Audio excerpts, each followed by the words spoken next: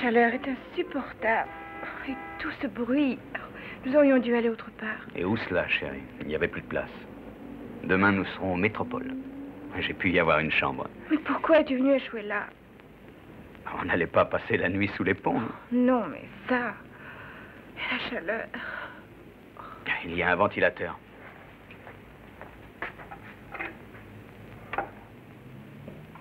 Ted, où est-ce que tu vas? Chercher quelqu'un qui puisse mettre en marche ce ventilateur. Chérie, tu ne vas pas me laisser toute seule. Ne t'inquiète donc pas, je reviens. Ted!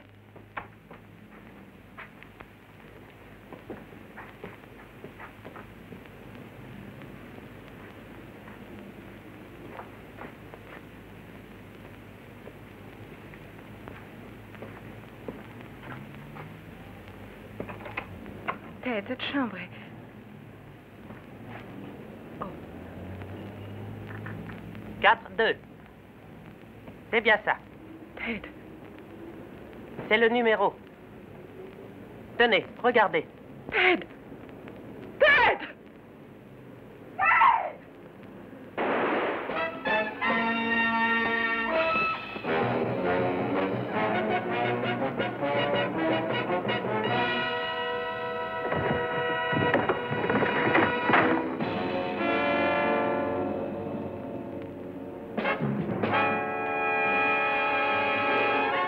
Il a attaqué ma femme.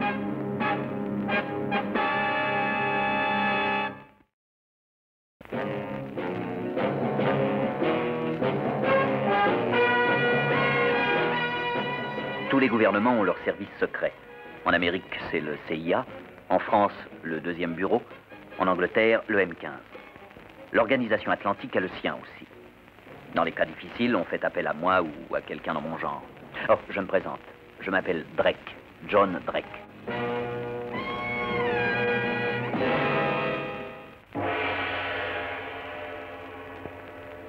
Jeanne Anderson venait d'épouser le capitaine Ted Baker. Ils étaient partis en voyage de noces pour l'Orient, où le capitaine Baker avait longtemps vécu. Ils s'étaient arrêtés en route dans l'île de Bantong.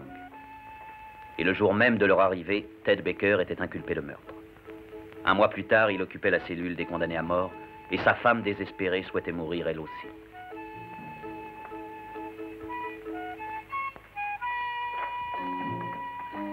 Pardon. Qui est là?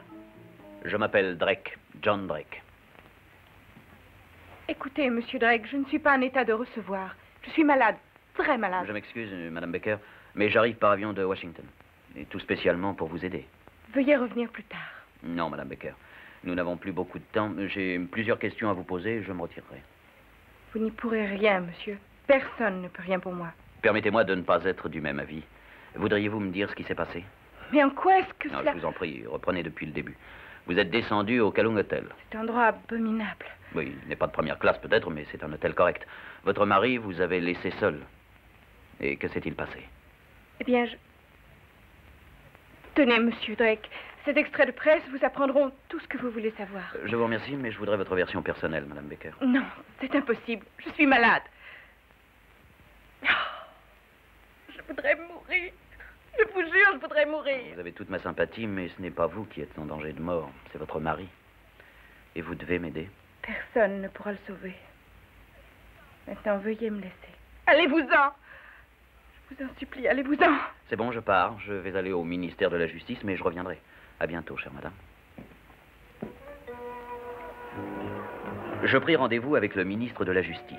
Il s'apprêtait à quitter son bureau et m'invita à le rencontrer chez lui. Je me présentais comme correspondant itinérant de l'Agence internationale de presse. Et le but de cette visite est de connaître, monsieur le ministre, quelle forme de justice vous entendez appliquer au cas du capitaine Baker. Asseyez-vous. Merci. Malheureusement, monsieur Drake, nous n'avons pas le choix. Dans cette nouvelle démocratie qui est la nôtre, seule la peine de mort est applicable au capitaine Baker. Merci. Mais dans son cas, il ne s'agit pas de meurtre. Ce n'est qu'un simple homicide. Notre peuple aussi est simple, monsieur Drake. Et cette distinction est pour lui bien trop subtile. Mais Baker n'avait jamais vu la victime avant d'avoir, si malheureusement, tiré sur lui. Oui. C'est justement un des arguments de l'accusation au procès. La victime était mariée et avait 4 enfants. Il descend à l'hôtel, et voici que survient un homme, Un homme qu'il n'a jamais vu. Et cet homme, étranger au pays, l'abat de sang-froid, sans le moindre motif apparent. C'est de la sauvagerie, monsieur. Oui, j'ai lu tous les articles publiés dans votre presse populaire. Mais ce n'est pas un meurtre, monsieur le ministre. Et comment se fait-il que le capitaine Baker ne se soit pas défendu dans ce sens? C'est lui que ça regarde, monsieur Drake. Et si vous vous donniez la peine de lire le compte-rendu du procès, vous constateriez qu'il s'est déroulé correctement. Et je l'ai lu, merci. Je le connais même par cœur. Le verdict fait de Bantang un pays aussi populaire que l'arsenic aux yeux des peuples de l'Ouest. Il existe une fâcheuse tendance chez les peuples de l'Ouest, celle de se croire à l'abri des règlements locaux du pays qu'ils visitent. Qu'ils se mettent bien en tête que le peuple de Bantang est fier de sa nouvelle démocratie et de sa constitution. Au revoir, monsieur Drake. Au revoir, monsieur le ministre. Je vous remercie.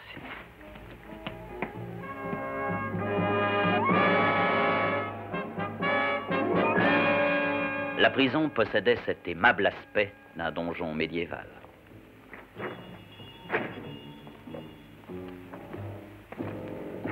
John Drake, agence internationale de presse. Va te laisser passer. Non, laissez passer. Voici. Merci.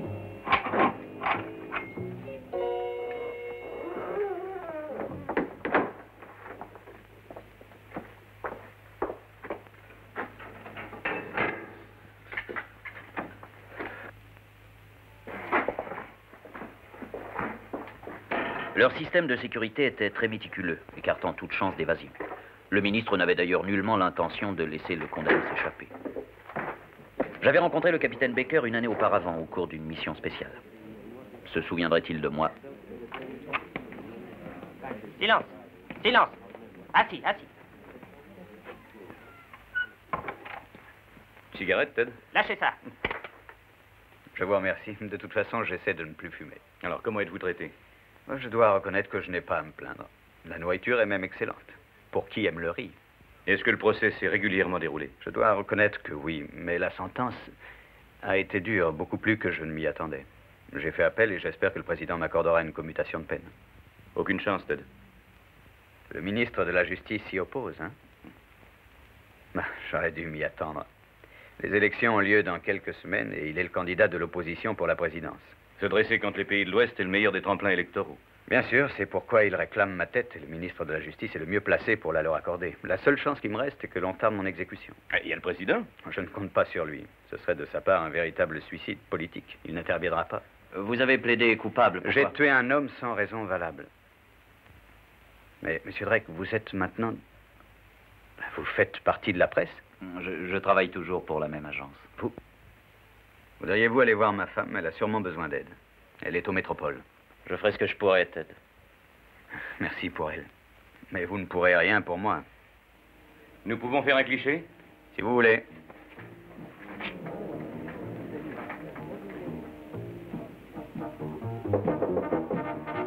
Qui est-ce? John Drake.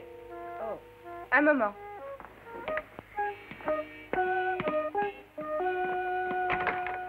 Bonjour. Puis-je entrer? Je craignais de vous trouver couché, la tête cachée sous le drap. Ça ne sert à rien du tout de pratiquer la politique de l'autruche. Non, c'est vrai, vous êtes enfin disposé à parler? Vous avez le compte-rendu du procès. Oui, c'est exact. Je l'ai lu, mais je me demande si ce n'est pas trop que de vous demander de raconter de vive voix ce qui s'est passé. Pourquoi? Mon témoignage y est en toutes lettres. Oui, je l'ai lu et je puis dire que dans l'ensemble, il est très clair, mais il y a plusieurs points obscurs. Voudriez-vous m'aider à reconstituer ce qui s'est passé depuis l'instant où votre mari est sorti de la Est-ce chambre? bien utile? Indispensable. Eh bien, voilà. Le ventilateur ne marchait plus. Ted est sorti chercher quelqu'un pour le réparer. En laissant la porte ouverte? Oui, et l'homme est entré. J'ai cru que c'était Ted qui revenait, mais en levant les yeux, j'ai vu cet homme qui me fixait. J'ai appelé mon mari, mais il n'a pas voulu s'en aller. C'était un homme très entêté. Oui, en effet. Ted est revenu, il a pris son revolver et l'a prié de sortir. C'est alors que l'homme a essayé de le désarmer. Il ne restait plus à Ted qu'une seule chose à faire. Bang!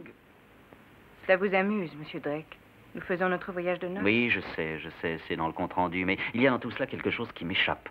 Pourquoi cet homme n'est-il pas tout simplement sorti quand vous l'en avez prié? Voyez-vous, Madame Baker, il cherchait la chambre 24. Et bien que les numéros soient inscrits sur les portes, c'est une erreur bien excusable pour un habitant de Bantong que de confondre 24 et 42. Ils lisent de droite à gauche, comme la plupart des peuples orientaux. Il n'était jamais descendu dans un hôtel, je suppose. C'est possible. Ce pouvait être un fermier, un paysan, qui sait. Et de surcroît, pas très intelligent. À mon point de vue, je suis persuadé qu'il n'avait pas la moindre intention malveillante. Vous êtes une jeune et jolie femme, Madame Baker, mais je doute que votre charme ait pu le retenir. De même vos appels et la menace d'une arme. Il était fort, il avait bu, il me dévisageait d'un air. Et il était pris au piège. Oui, c'est cela. La porte de la chambre s'était refermée derrière lui et il a en vain essayé de la rouvrir. Je souffrais de la chaleur et du bruit. J'étais très nerveuse. C'est vraiment une chose affreuse quand j'y repense, mais nous avons cru qu'il fermait la porte alors qu'il voulait l'ouvrir. Et il s'est approché de nous. Nous? Oui, Ted et moi. Si votre porte s'était refermée toute seule, comment Ted est-il entré? Mais avec sa clé, voyons. Et s'il avait sa clé, pourquoi aurait-il laissé la porte entrouverte en sortant? Mais C'est vous qui avez tué cet homme, avouez-le, dans un moment de panique, pendant que ce malheureux essayait de sortir. Et votre mari en a endossé la responsabilité. Il doit vous aimer profondément, Madame Baker. sortez, Monsieur Drake. Et veuillez vous mêler de vos affaires. Vous avez tort. Vous devriez me permettre de vous aider, Madame Baker. Je n'ai pas besoin de vous, ni de personne. Tout se passera très bien. Garde, N'auriez-vous pas déjà conclu un marché avec le ministre de la Justice? veuillez faire comprendre à ce monsieur qu'il doit s'en aller. Je m'en vais. Au revoir, Madame Baker, et merci pour votre charmant accueil.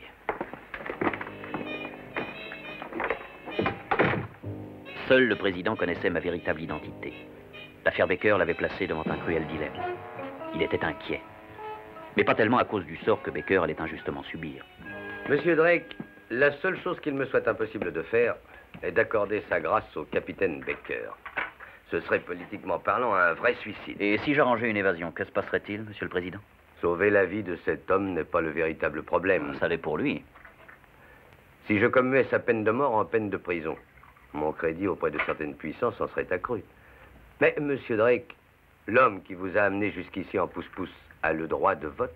Lui et 1 million d'autres petites gens sont persuadés que le capitaine Baker a mérité la mort. Et si je commue sa peine, eh bien, j'en supporterai les conséquences lors des prochaines élections. Vous ne pouvez ignorer l'opinion des pays de l'Ouest. Je me permets de vous rappeler que votre pays ne vit que grâce aux fonds qu'ils vous ont avancés. C'est justement le problème, monsieur Drake. Je navigue sur un volcan, ainsi que disent les Français. Remporter des élections est plus important que la vie d'un homme. Monsieur Drake, que je puisse renouveler mon mandat et je serai en mesure de faire don à mon peuple d'une période de liberté et de prospérité telle qu'il n'en a pas connue depuis des siècles. N'est-ce pas une chose plus importante que la vie d'un homme? Vous m'avez fait venir ici afin de trouver un moyen de le sauver. Non, afin de trouver le moyen de nous sauver tous les deux. Bon, supposons que Madame Baker accepte de faire une confession selon laquelle elle reconnaîtrait avoir tiré sur la victime. Ces aveux devraient être corroborés. Et pourtant, c'est vrai. Ce n'est pas la vérité qui importe, mais seulement ce qu'on peut faire croire. Il suffit que l'on y arrive et le capitaine Baker devient le héros de l'année. Le voilà le mari au grand cœur. Le populaire monsieur Chung, notre ministre de la Justice, va tomber sous le coup d'une accusation très grave. Il sera l'homme qui a laissé commettre une dramatique erreur judiciaire. C'est une excellente idée, monsieur Drake. Excellente. Et Madame Baker? Je me contenterai de la faire expulser. Nous ne condamnons pas les femmes. Nous avons découvert il y a des millénaires que une tige de bambou bien maniée par un mari est le meilleur remède, quelle que soit la gravité de la faute commise. Très démocratique. Je vais essayer d'obtenir ces aveux. Je vous remercie, Monsieur le Président. Au revoir.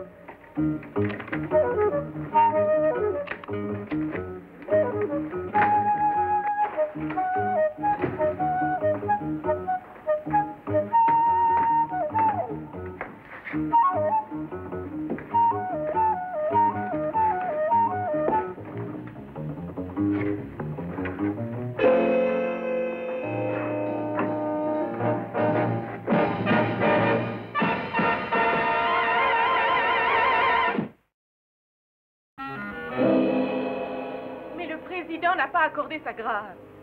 J'ai reconnu avoir tiré. Vous m'avez dit que si je me taisais, Ted serait sauvé. Madame Baker, douteriez-vous de ma parole? Mais il n'a plus que 2 jours avant d'être livré au bourreau. Vous m'avez fait promesse sur promesse, et où en sommes-nous?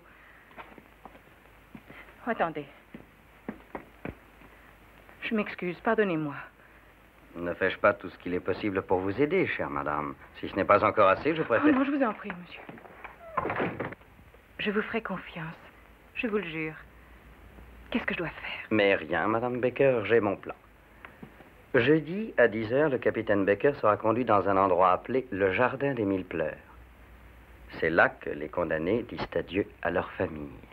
Et ensuite, il sera conduit jusqu'à la porte qui est au bout du jardin et que chacun connaît sous le nom de Porte du Ciel. Et c'est là qu'il doit être? Oui, exécuté.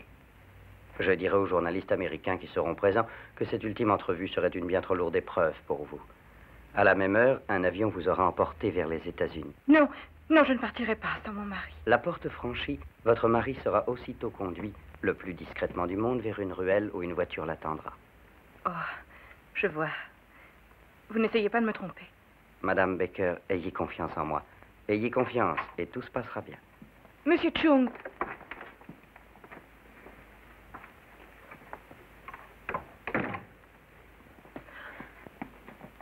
Non, non, n'appelez pas les gardes, Madame Baker. Vous devez m'accorder un instant. Que voulez-vous? Vous proposez une sorte d'assurance. Je n'ai pas besoin de vous. Écoutez, Madame Baker, je commence à me demander si vous tenez vraiment à sauver Ted. Et tant que vous n'aurez pas signé ceci, vous me permettrez d'avoir des doutes. C'est bon, je me suis trompé. Voulez-vous lire la police? Mais c'est une confession reconnaissant que je l'ai tué. En effet, signez-la et Ted sera libre. Monsieur Drake, Ted est consentant. J'ai 24 ans et je ne finirai pas ma vie en prison si Ted et moi pouvons nous échapper. Vous n'irez pas en prison, je vous en donne ma parole. Tout le monde me donne sa parole, je ne sais plus qui croire. Je suis à bout. Très bien, mais en supposant que je mente, ne préférez-vous pas aller en prison que de voir votre mari exécuté? Il ne sera pas exécuté, Monsieur Chung me l'a promis. Et vous croyez ce qu'il dit?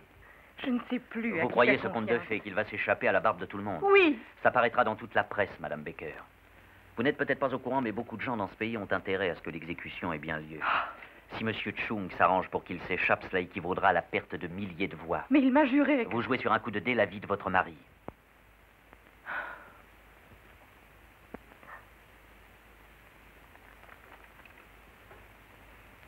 La seconde feuille aussi. Merci. Quant à vous, tout ce que vous risquez, c'est l'expulsion. Je vous en supplie, n'ajoutez plus rien. Je m'en veux déjà d'avoir signé. Laissez-moi seule. Bon. Je vous laisse. Je vous tiendrai au courant avant que...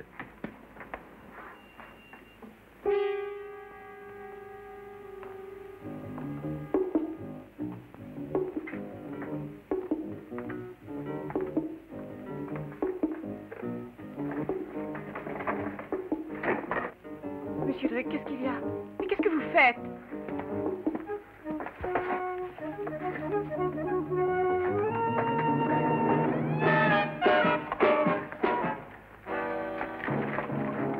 Ne craignez rien, Madame Baker. Nous allons veiller à ce que cet homme ne vous cause plus d'ennuis. Suivez-moi, monsieur. Mais c'est une erreur. Monsieur Drake est un ami et... Si j'ai bien compris, il a pénétré chez vous de force et vous a molesté. Venez. Je vous répète que vous faites erreur, comprenez Vous donc... perdez votre temps, Madame Baker. Vous voyez bien que le lieutenant n'a pas du tout l'intention de comprendre quoi que ce soit. Après vous. Je vous en prie, après vous. Bon, si vous voulez.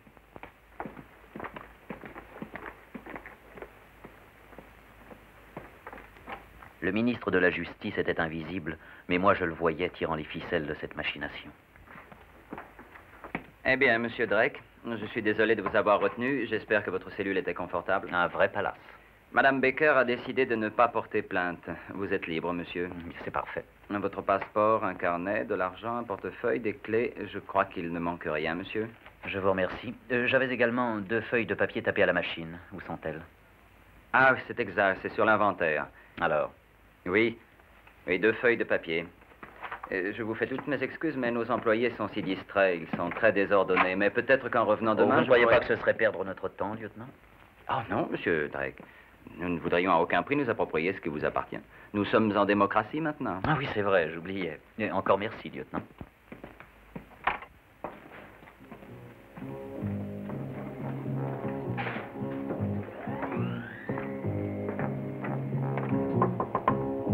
Madame Baker est sortie. Madame Baker, elle est retournée chez elle. Elle a pris le bateau. Cet après-midi. Vous êtes Monsieur Drake? Oui, John Drake. J'ai une lettre pour vous. Merci. Tenez. Merci, monsieur.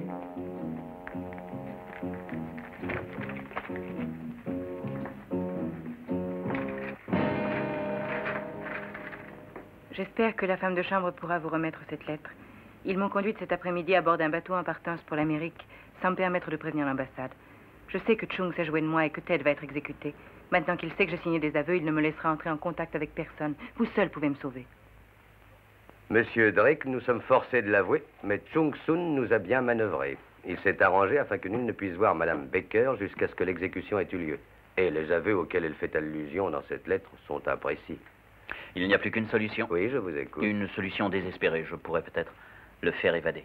Quelles sont les chances de réussite, monsieur Drake? J'ai visité la prison, ça doit être possible. Ne m'en dites pas plus. Je ne veux être au courant de rien. Oui, je comprends. Je pense que le capitaine Baker va tenir une dernière conférence de Si presse. le capitaine Baker réussit à éviter l'exécution, un coup violent sera porté au prestige du ministre de la Justice. Bonne chance, monsieur Drake.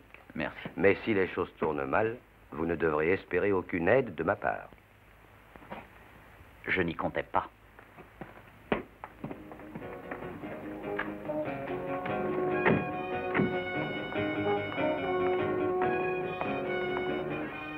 Agence internationale de presse, ouvre ton étui, veux-tu?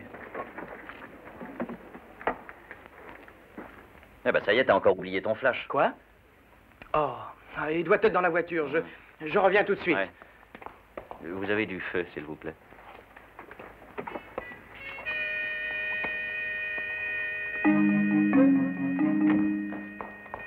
Je l'ai pas trouvé. Ouais, c'est bon, prends la voiture et cours le chercher. D'accord. Laisse-moi ton appareil. Si t'es en retard, j'essaierai quand même de prendre quelques clichés.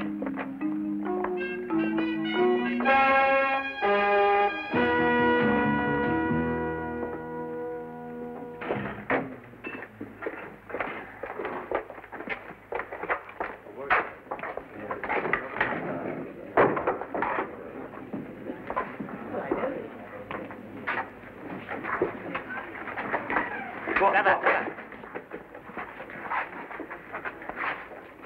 Mais bien, Ted, le président ne donne pas vite de ses nouvelles. Non, et j'ai bien peur que ma chance m'ait abandonné. Est-ce que vous éprouvez un certain ressentiment? Oui, sans aucun doute. Il n'y a pas si longtemps, j'ai combattu aux côtés de ces gens pour leur liberté. Avec quelques milliers de camarades. Si j'avais su alors qu'ils me traiteraient un jour de cette façon-là, je vous jure bien que je n'aurais pas risqué ma peau pour eux. Allez-vous dire un dernier adieu à Madame Baker?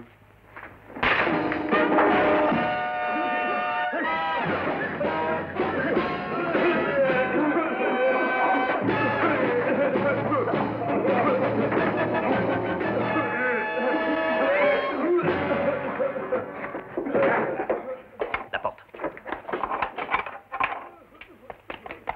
Et enlevez ça, vite. Les secours seront là dans une minute. Ah, je vais vous l'attacher. Avec ça, ça devrait aller. Allons-y.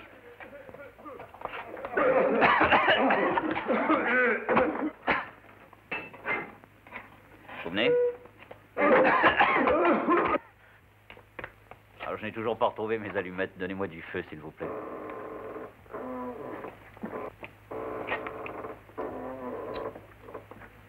Merci. Vous êtes très aimable, hein, ce jour.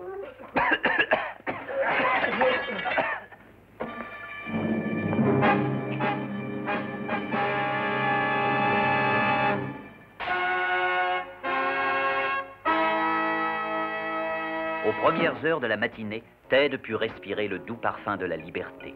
Et je réussis, l'argent fait beaucoup de choses, à l'embarquer sur une jonque pour Hong Kong.